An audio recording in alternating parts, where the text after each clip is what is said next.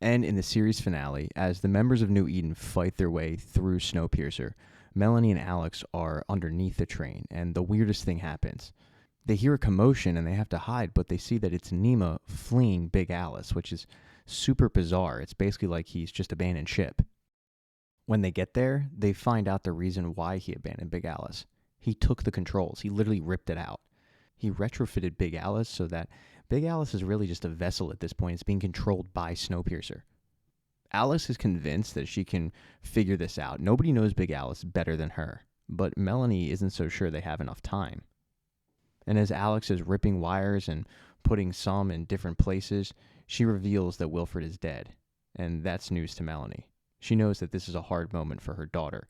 While she didn't like Wilfred, she knows what Wilfred meant to Alex, but all that Alex seems to be concerned with is stopping Nema. Meanwhile, Melanie's plan is to link up with Leighton and his people and stop the rocket. Melanie agrees to try Alex's way, and they'll try to reboot Big Alice and hopefully get her working in their direction. And Leighton and his people are making their way up train. They're fighting like it's the old days, but this does come at a cost when Nema's men use chemicals and Ruth is captured. Leighton, though, was thinking just like Melanie. While Melanie wanted to link up with Leighton, Leighton wanted to link up with Melanie because he knows that the only person that can stop that rocket would be Melanie. There is some concern about Ruth, but right now, Leighton reminds everybody that the priority is stopping that rocket. The members of New Eden split up at this point, and Nema's found out about the fact that they're about 45 cars away. He is concerned because he's a little bitch boy. He does have a trump card, though, and that's the fact that they do have Ruth. So if Leighton were to reach the engine of Snowpiercer, Nema could use that to deter him from taking it. As Nema is just preparing for his launch because that's really his priority, Leighton, Javi, and Till have made their way to Big Alice, and they meet up with Melanie and Alex, and they see exactly what they're dealing with. As they're discussing what their next step is going to be, Nema surprises everybody by taking Snowpiercer off the track. Snowpiercer is literally driving on a frozen ocean. At this point, Melanie knows that they have about 3 hours to stop that rocket. They do have ways of stopping this, or at the very least stalling it. Nema has a briefcase that he's going to launch the rocket with. If they get that, they're good. There's also a hard line in his Snowpiercer. If they connect to that, maybe they have a chance. But possibly their best course of action is to sever comms to the engine. That way Nema has to come to them. Javi's going to go work on severing those comms, while Melanie and Alex continue to work in Big Alice. Javi and Leighton have a problem, though. They get word that about 35 cars down, there's a group of soldiers just waiting for them. So they're going to have to deal with that mess. It's not all bad, though. Above train, they do get one of their own back. Ruth was approached by Nema to be the leader of the world, basically. He tells her that once he thaws the world, he's not built to lead, and she's already leading New Eden. And why he did this was because he really wants Ruth to make an announcement for the members of New Eden to stand down and let this launch happen. But Ruth said, no, kick rocks. And as she was being transported, she ran into Sykes and a few others that were able to free her. Unfortunately, though, everybody is running out of time except Nema. Even Alex, who wanted to stay and make this Big Alice dream work, has to admit, yeah, we should probably get out of here and pivot to a plan B. Everybody seems to be headed in one direction, and that's towards the rocket. Leighton and his people were able to fight through Nema's men by using their own weapon against them, gassing them. Ruth and the people above train, they're also fighting back, heading towards the rocket, as is Melanie and Alex, and of course, as is Nema. And Javi was able to get to the control panel, and he starts to work on severing the comms to the engine. He's doing this with security from Osweiler and Till, who are posing as Nema's men. They do have to abandon him, though, once Nema's men actually walk by and tell both of them to get in line. They don't realize that they're just actually fighting for the other side. Even without his security, Javi is able to sever those comms, and when Nema goes to launch the rocket, he's unable to. It's going to force Nema to the actual physical rocket and hook it up that way. The first ones to arrive in the rocket room, though, are Melanie and Alex, and what they have to do is physically take out a bunch of different canisters, very carefully. They, of course, have to do this without getting caught.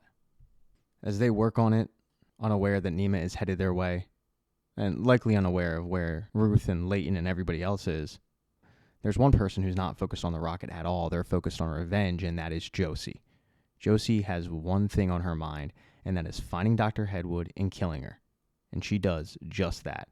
She finds Dr. Hedwood weirdly talking to the shoes of her dead husband, and she extracts revenge. So Dr. Hedwood is not going to see the rocket launch, which is horrible timing because Nemo was able to hook it up, and everybody's got about 10 minutes until this thing goes in the sky. He, however, goes to check on the actual physical rocket, and that's when he catches Melanie and Alex trying to take the canisters out, and they weren't able to get all of them. And Nemo has a gun, so they don't have many options. The only course of action they have is to try to talk him down, as he's forcing them to put the canisters back in. At first, they just start to try to get in his head and say they know what he's doing, but eventually he gets so rattled that they try to explain to him this isn't going to work. He's trying to make up for a mistake he made 15 years ago. He's grasping at straws. And it seems like they are able to get through to him, but he says, look, guys, even if I want to stop it, I can't. This thing is going to go off, and I think you guys should run.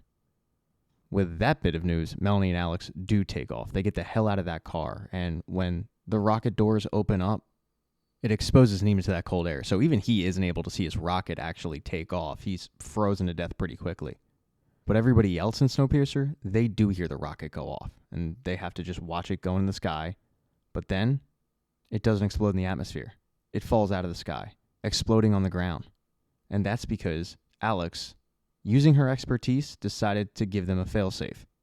She messed with one of the rocket's panels that affected the launch, and that didn't allow it to actually explode in the sky like Nemo wanted. The apocalypse is officially dodged, and everybody takes Snowpiercer and heads back to New Eden. They, of course, have no idea how long the New Eden pocket is going to last, but they're going to enjoy every second of it. Some of Nemo's people actually join everybody in New Eden, because it turns out they're not horrible people at all. They're actually very nice people. They were just on the wrong side. They, of course, can't let Snowpiercer just sit idle, so Javi and Sykes are actually going to take it around and just keep the engine running, so that if New Eden does end up failing, they're able to get out of there quickly. They all get together in the bar that first night back. Osweiler plays the piano, Audrey sings, and everybody's happy. And that is the end of Snowpiercer. Thank you so much for getting this part of the recap. I really appreciate it. Consider subscribing to the channel. Hit thumbs up if you like this. Smash that thumbs down button if you thought it sucked. And let me know if you liked how the season wrapped up. I personally thought that season 4 kind of sucked, if I'm being honest. But that's just one man's opinion. Let me know if you liked it. Go buy merch. Go buy a mug. Go buy like a shirt. Hoodie season's coming up. I have those as well. Look, I have bills to pay, folks. And I'm not too proud to beg. So please, go buy something. I'd really appreciate it. But just know that if you reached this far into the recap, I really do appreciate you just checking it out and sticking with me. And I'd really appreciate it if you liked, subscribed, commented, shared, tell all your friends, and most importantly, just let the ads run. I mean, literally, just click it and then walk away. I'm cool with that as well.